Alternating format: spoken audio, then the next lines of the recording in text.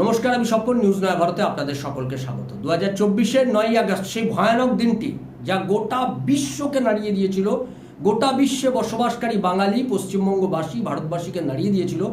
আরজি কর মেডিকেল কলেজে যে ভয়ানক ঘটনা ঘটে গেছিল, একজন চিকিৎসক, তিনি চিকিৎসক হিসেবে যখন আরজি কর মেডিকেল কলেজে রয়েছেন, সেই অবস্থায় তাকে ধর্ষণ করে হত্যা করা হয়েছে।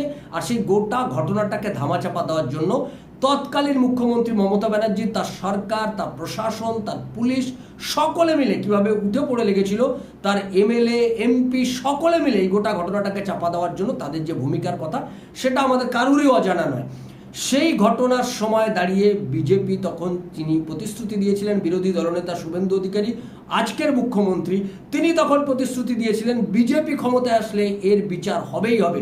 এবং তার পরবর্তীকালে আমরা দেখেছি যে সেই চিকিৎসক কন্যার তার মা রত্না দেবনাথ, তিনি প্রার্থী হয়েছেন পানিহাটি কেন্দ্র থেকে, এবং সেটা নিয়ে ব্যঙ্গ বিদ্রুপ বামেদের পক্ষ থেকে বিরাট ব্যঙ্গ বিদ্রুপ করা হয়েছে। অন্যান্য রাজনৈতিক দল, তৃণমূল কংগ্রেসের পক্ষ থেকে তাকে গালিগালাজ পর্যন্ত করা হয়েছে।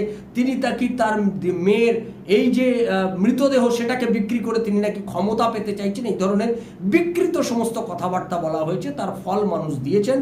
তৃণমূল কংগ্রেস, সিপিআইএম সহ সকলে সেখানে পরাস্ত হয়েছে। রত্না দেবনাথ তিনি জয়যুক্ত হয়েছেন। কিন্তু তিনি একথা বারবার বলেছেন যে শুধু আমার মেয়ের জীবনটা গেছে, এরকম যেন আর একটাও আরজি কর না হয়। আজকে পশ্চিমবাংলায় বিজেপির সরকার প্রতিষ্ঠিত হওয়ার মাত্র কয়েকটা দিন, পশ্চিমবাংলার মুখ্যমন্ত্রীর নাম এখন শুভেন্দু অধিকারী।